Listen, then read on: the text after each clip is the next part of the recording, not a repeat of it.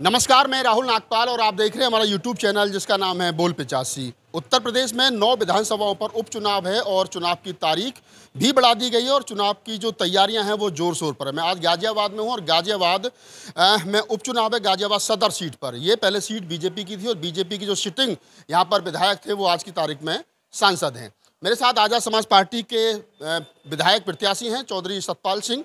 और सतपाल जी के बारे में बता दूं कि आज़ाद समाज पार्टी भीम आर्मी चंद्रशेखर के संघर्ष के दिनों के साथी हैं। शायद पहली बार चंद्रशेखर के अलावा कोई दूसरा पुराना साथी जो है वो चुनावी मैदान में है। जानने की कोशिश करते हैं क्या तैयारियां हैं। सतपाल भाई बहुत स्वागत है आपका, क्या तैयारियां चल रही हैं? देखिए 4 जून को रिजल्ट आया और 6 जून को भाई चंद्रशेखर आज़ाद जी ने मुझे निर्देश दिया कि आप जाओ और गाजियाबाद में तैयारी करो। तो यहाँ जो समीकरण है ये सीट ओबीसी और एससी और मुस्लिम के समीकरण की सीट है। तो सबसे पहले हमने यहाँ ओबीसी में काम करना शुरू किया। यहाँ क्योंकि मेरा पढ़ाई लिखाई सारी यहीं हुई है, यहीं एमएमएस कॉलेज से मैंने एमए इकोनॉमिक्स में डिग्री ली और यहीं पे सारे आंदोलनों से मेरा रास्ता रहा है। तो लोगों में एक उम्मीद है और यहाँ पे जो काम नहीं हुआ, भारतीय जनता पार्टी के लोगों ने जो काम नहीं हुआ, यहाँ सारे एमएलए उनके हैं, ज़िले में मेयर उनकी है, सांसद उनका है, राज्यसभा उनका, विधान परिषद उनका है, ज़्यादातर पार्षद उनके हैं, जिला पंचायत चेयरमैन उनका, उत्तर प्रदेश में सरकार उनकी है, केंद्र में सरकार उनकी है।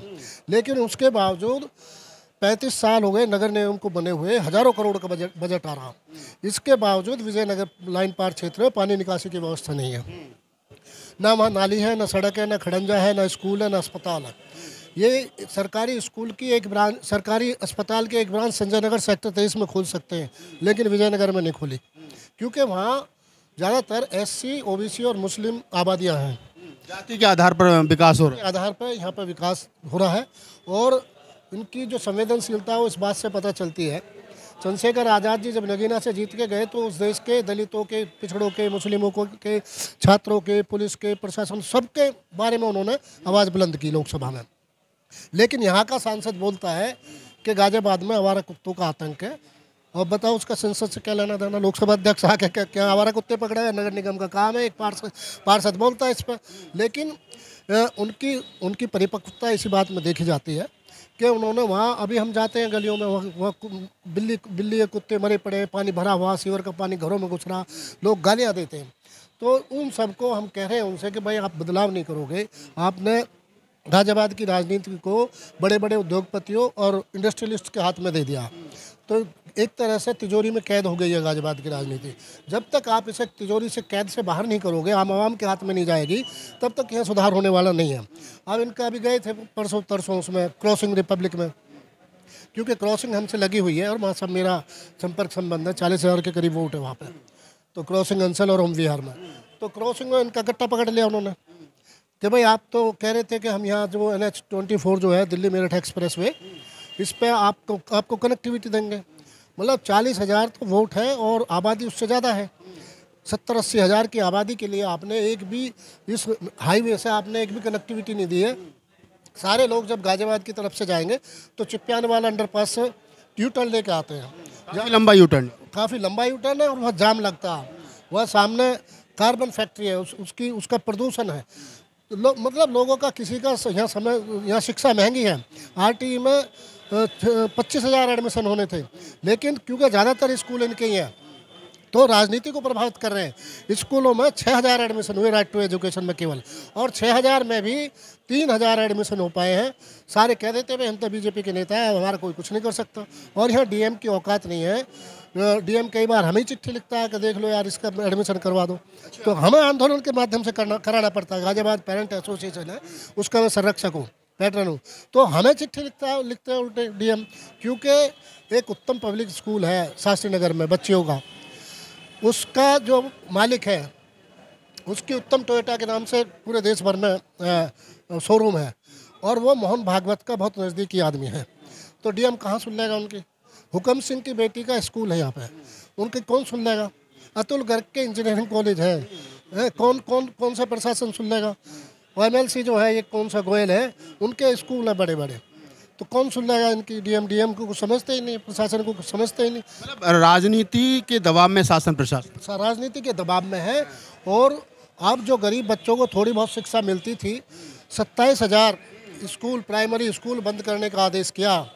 और जहाँ तक हमारी जानकारी है, इन स्कूलों की ज़मीन, जो बेशकीमती ज़मीन है गांव-गांव, उसको ये अडानी के स्टोर बनाने के लिए उसको देंगे। जो ठेली पटरी पर छोटी मोटी परचून की दुकान गांव देहात में लोग चलाते थे, उनको बंद करके पूरा खाद्यान्न उस स्टोर से खरीदना पड़ेगा। साइलो उनका बन गया, रेल उनकी बन गई है, उसमें किसानों से फसल खरीद के साइलो में रखेंगे और साइलो से उनके प्राइमरी स्कूलों को बना के वेयर हाउस बनाकर वहाँ से सप्लाई होगी। वहाँ से सप्लाई होगी। एक लोकल मुद्दे आपने बहुत सारे गिनाए हैं। सतपाल चौधरी का, वैसे मैं अगर सीधा सीधा कहूँ, किससे मुकाबला समझते हैं को यहाँ? मेरा मुकाबला इन्हीं से चुनौती है, समस्याओं से मुकाबला है। राजनीतिक पार्टी कौन प्रत्याशी प्रतिद्वंदी के रूप में आपको तो प्रत्याशी तो देखो कोई सा भी काम करने वाला इनमें है नहीं, तो उससे मुकाबला कैसे हो सकता है? मैं मुद्दे उठा रहा हूँ, उन पर मुद्दे बोले नहीं जा रहे हैं। वो कह रहे हैं जी वोट दे दो, किस लिए दे दे भाई, जनता मांगेगी तो मुझे ये समझ, मेरे लिए ये चुनौती है कि मैं कैसे बच्चों की पढ़ाई लिखाई की जो लड़ाई लड़ रहा हूँ, कैसे उसमें सफल होऊंगा, ये मेरे लिए चुनौती है। उसके लिए मुझे संघर्ष करना पड़ेगा। और यहाँ राजनीति को तिजोरी से बाहर लाके और आम आवाम को सौंपना, ताकि वो अपनी बात उठा सके। अभी कल एक पत्रकार को उनने खबर छाप दी, प्रेस कॉन्फ्रेंस की लोकसभा के चुनाव में डॉली शर्मा ने, और वो सोर्स आया पवन गोयल के यहाँ से। पवन गोयल बीजेपी का नेता, उसके यहाँ से सोर्स आया, उसने मुख्यमंत्री से शिकायत की कि साहब ये जो अतुल गर्ग है भूमाफिया है, इसने अपने इसकी जो बाईपास पे ज़मीन है, इसमें इसने सरकारी ज़मीन घेर रखी है। तो ये कंप्लेंट की मुख्यमंत्री से पवन गोयल ने, बीजेपी के नेता ने। उसके दस्तावेज डॉली शर्मा को मिली चुनाव के दौरान। 12 अप्रैल को उन्होंने यहाँ प्रेस कॉन्फ्रेंस की गाजियाबाद में कि ये दस्तावेज है, ये ज़मीन अतुल गर्ग ने कब्जा रखी है, ये भूमाफिया है और शिक्षा माफिया। उसको छापा, सभी पत्रकारों ने छापा और डिजिटल ने भी दिखाया, लेकिन उसमें इमरान खान और डॉली शर्मा के खिलाफ मुकदमा कायम करा दिया अतुल गर्ग ने। वीके सिंह ने जो एक कोठी कब्जा रखी है राजनगर में, जिसमें वो रहते थे, उसने कोठी खाली करने के लिए कहा था, उसने उसके खिलाफ मुकदमा कायम करा दिया, मालिक के खिलाफ। उसकी खबर एक पत्रकार ने चलाई तो उस पत्रकार को जेल भेज दिया। अब इमरान खान की परसों यहीं से, इसी कार्यालय से वो जा रहे थे, तो उनकी चौधरी मोड़ पर गिरफ्तारी कर ली और जेल भेज दिया कल। मतलब पूरा एक तरीके से आतंक है, मतलब पत्रकार दबाव में हैं, बोलने वाले लोग दबाव में हैं। सब पत्रकार तो आज प्रदर्शन था उनका, पत्रकार तो क्या दबाव में आएंगे इनके, लेकिन पुलिस और प्रशासन भारतीय जनता पार्टी की सदस्यता ले लिया उन्होंने, ऐसा समझो। इस तरह से काम कर रहे हैं, हमने कल कहा था। और सारे एक ही बिरादरी के लग रहे हैं, कोई बोलने वाला नहीं है, एक ही बिरादरी के अधिकारी लगे हुए हैं यहाँ। आज गए थे हम कमिश्नर के यहाँ, उनके भाई के साथ में, इमरान खान के भाई जो पत्रकार संपादक है आज अभी तक के, उनके साथ गए थे कमिश्नर के पास। वो बोला डीसीपी से बात करो। मैंने कहा डीसीपी तो सुना तभी तो आपके पास आए हैं। नहीं वही करेंगे। मैंने कहा यार कोई बात है, 151 में है, हम जाएंगे इसमें हाई कोर्ट, इनकी अकल ठीक कर देंगे। कानून हम भी जानते हैं, लेकिन ये गैर कानूनी काम जो कर रही है यहाँ पे पुलिस और प्रशासन, हमारे खिलाफ 3 मुकदमे कर दिए अब तक। एक हमने प्रदर्शन किया था, उस पर इन्होंने कहा भाई इसे ताला खोल दो, हमने इनके कहने पर बीएसएफ के दफ्तर पर ताला लगा दिया था। पुलिस ने कहा ताला खोल दिया, हमने उनके कहने से ताला खोल दिया। हमने इतना कोऑपरेट किया, उसके बावजूद हमारे खिलाफ एफआईआर दर्ज कर दी। बहुजन समाज पार्टी की ये परंपरागत सीट रही है लंबे समय तक, यहाँ पर सुरेश बंसल विधायक रहे हैं, कहीं चुनौती मान रहे हैं बसपा को? नहीं, देखिए अब जब से भाई चंद्रशेखर आज़ाद जो जीते नगीना से, तब से खासकर एसटी में और नौजवान ही नहीं बुजुर्गों में भी एक उत्साह है और जुनून है कि अब लीडरशिप जो है बदली जानी चाहिए। और समय समय पे इसके उदाहरण हैं। मैंने पढ़ा उसको, दलित राजनीति को बहुत ज़्यादा। बाबा साहब के बाद में बाबू जगजीवन राम, उनके बाद में बीपी मौर्य साहब, उनके बाद में रामविलास पासवान जी, उनके बाद में बहन जी, और बहन जी के बाद में चंद्रशेखर जी वो लीड कर रहे हैं। 1 लाख से ज़्यादा जाटा वोट है सीट पर, तो आप बसपा को छोड़ करके, हाथी को छोड़ करके आपके साथ आने को तैयार? जी, जैसे नगीना में हुआ वो जैसे नगीना में हुआ।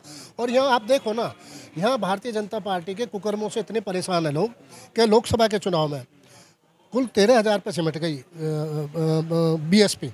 उसका उम्मीदवार था यहाँ, उसका चुनाव चिन्ह था, लेकिन केवल 13,000 वोट मिला गाजियाबाद सदर विधानसभा से। और नगीना की पूरी लोकसभा भी 13,000 मिला। तो इससे पता चल रहा कि क्योंकि वो संघर्ष नहीं कर रही है बहन जी, पहले करती थी उस तरह से वो जनता के बीच में नहीं जा रही हैं। और फिर भतीजे को भेज देती है, कभी उसको कह देती है मैं छोड़नी है, कभी तो ये जो उससे जो है वो एक अविश्वसनीयता पैदा हो गई है समाज में। तो समाज चाहता है कि भाई उस पर उत्पीड़न हो रहा, उसे भारतीय जनता पार्टी उसका शोषण कर रही है, उसके साधनों को नहीं उपलब्ध कराया जा रहा, उसकी नौकरी छीनी जा रही है, उसकी शिक्षा से वंचित करने की साजिश हो रही है बच्चों को, उसका जहाँ से आरक्षण मिलता उन सरकारी प्रतिष्ठानों को बेचा जा रहा है, तो कौन लड़ाई लड़े? उसके लिए इस समाज को योद्धा चाहिए। ये जो ये पिछड़ा वर्ग है, पिछड़े वर्ग में भी खासकर मेरी कम्युनिटी के लोग और एससी में जाटव कम्युनिटी के लोग, ये लोग लड़ने वाले व्यक्ति को अपना नेता मानते हैं, कमज़ोर को लीडरशिप नहीं देते, और जो उनकी आवाज़ नहीं उठाता वो उनको भी छोड़ देते हैं। तो यही कारण है कि बड़ी तेज़ी के साथ ये शिफ्ट हुआ, और मैं तो धन्यवाद करता हूँ यहाँ के मुसलमानों का भी। वो जिस तरह से हमारा समर्थन कर रहे हैं, हमारे साथ आ रहे हैं, वो नगीना की तर्ज पे, जैसे नगीना में गठबंधन को एक पूरे देश में गठबंधन की लहर थी, लेकिन नगीना ने यह तय किया, नगीना के मुस्लिम भाइयों ने, कि हम चंद्रशेखर आज़ाद को लोकसभा में भेजेंगे। तो वही सेम उसी तरह के बानक गाजियाबाद में बन रहे हैं। चलिए, तो आप सतपाल चौधरी आज़ाद समाज पार्टी के प्रत्याशी हैं गाजियाबाद सदर सीट से, और 20 तारीख को 20 नवंबर को चुनाव है। और जैसा उनसे बातचीत के बाद पता चला कि कहीं ना कहीं एक जो शुरुआत पूरे देश भर में है कि बहुजन समाज पार्टी का जो बड़ा कैडर वोट है वो शिफ्ट होगा आज़ाद समाज पार्टी में। ऐसा होता है तो वो दिन दूर नहीं है कि सतपाल चौधरी जो है वो विधायक के रूप में गाजियाबाद सदर से चुन करके जाएंगे। पूरी बातचीत के बारे में आपकी क्या प्रतिक्रिया में कमेंट सेक्शन में बताइए। धन्यवाद।